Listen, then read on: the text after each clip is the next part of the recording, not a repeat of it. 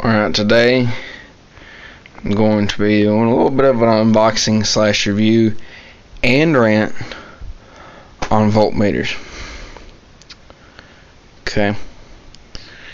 I have the Milwaukee voltmeter.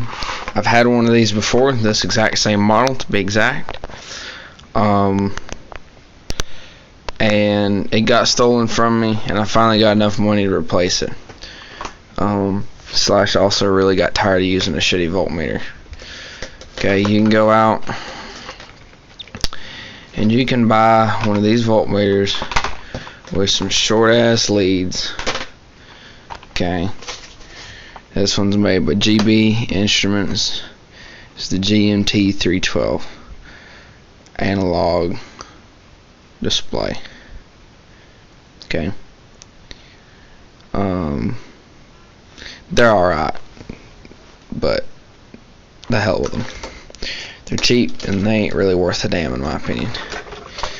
You want something auto ranging, preferably. At least I know I do. I like auto ranging. I like it to be simple. I like to not have to make a lot of have to do a lot of thinking to be able to use them. Okay. This one has got a lot of good features with it. Comes with the owner's manual. Okay. It comes with a good set of leads. I'm partial to fluke leads. I'm also a partial fluke person. I like fluke a lot. I haven't had any problems. It's been all good. Okay, the manual give you a little. If you've never used one before, don't know. It'll kind of tell you.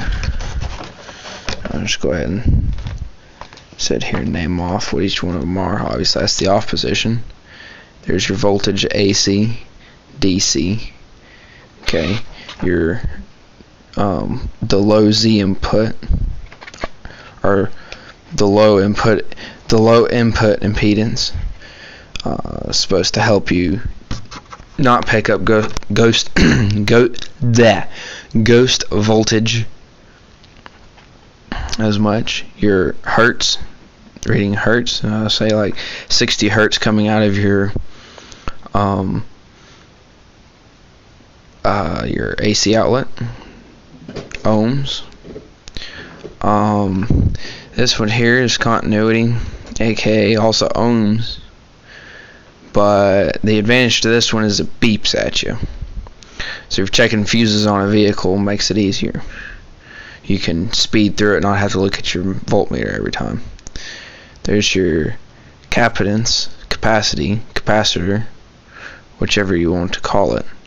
This one will read, I think it's 0.1 microfarads to 1,000 microfarads, something along those lines. Oh, it's actually right here. Yeah, I was right. Then you've got amps AC and amps DC. And in a later video, I'll go over how you use that. You got your light button, you got your Fahrenheit and Celsius, your range. You can manually put in a range if you want to, the minimum, maximum, and the hold. Also, this has a nice little stand. Some voltmeters have them, some voltmeters don't. Some people like it, some people don't like it. Me personally, I kind of like it. Sometimes it can be kind of a pain in the ass. But anyways, so there's that. We'll turn it on for you. It's kind of hard to see with that on, so I'm going to take it off. I'll put a screen protector on here tomorrow. The only downside I have to this one here is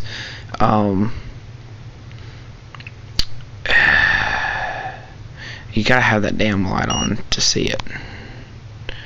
This is actually, if you got a lot of light, it doesn't make a difference, but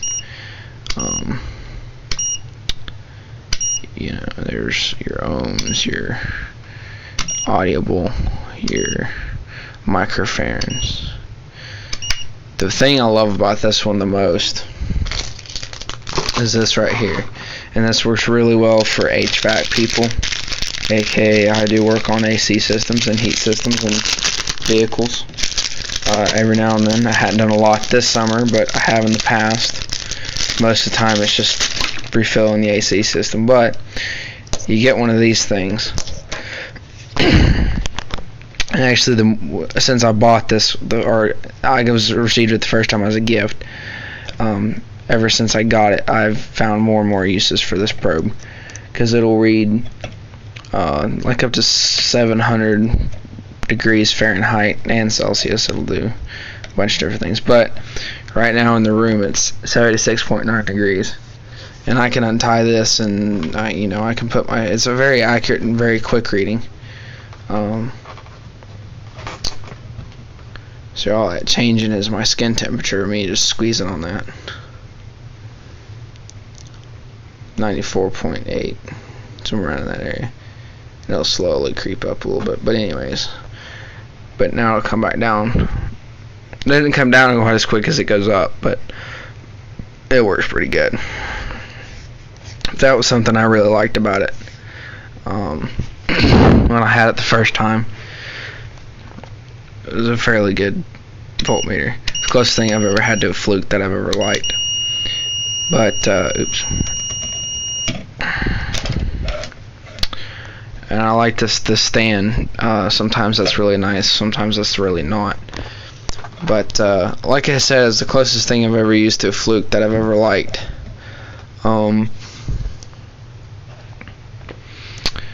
So I'm not really sure what else I can go over this more, other than you take these three screws out, and you get where the double A's are. Those little things back here, that's for your, let me find them, it's for your leads. Also you get these little protectors, but your leads can be put, snap in there. Well, not really snap, it's kind of rubber, but you get the picture. The only downside to this voltmeter, though, most voltmeters are rated to 1,000 volts. This one's only rated at 600 volts.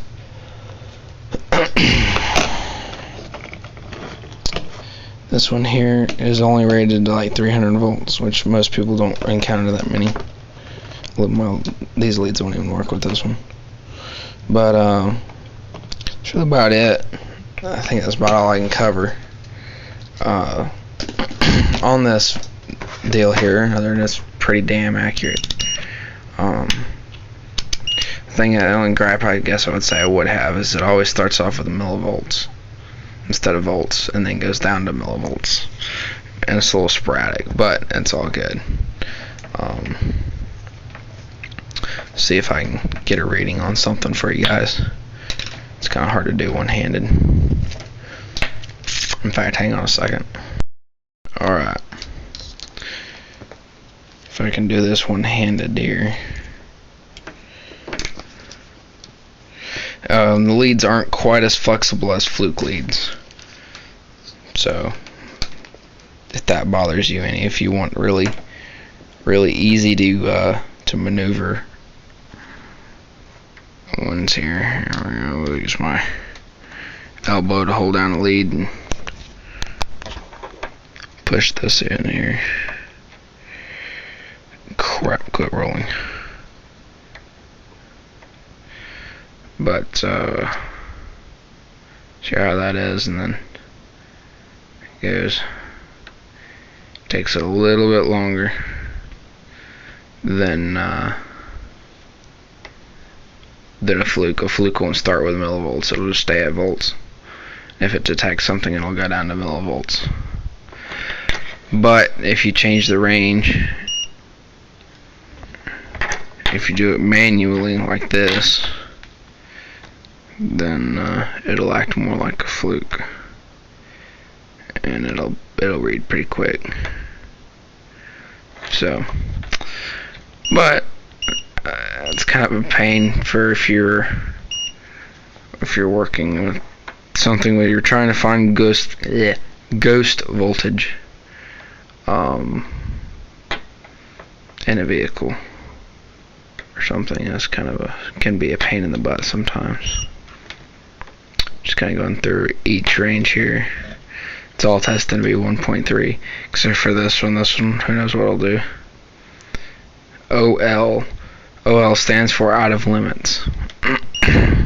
So it'll tell you, but let's see here. Switch and I can go back to auto. But yeah, it's pretty good little voltmeter here. Set you back about $200 if I hadn't done the price. But it's a good one. It's worth it. It's worth the $200.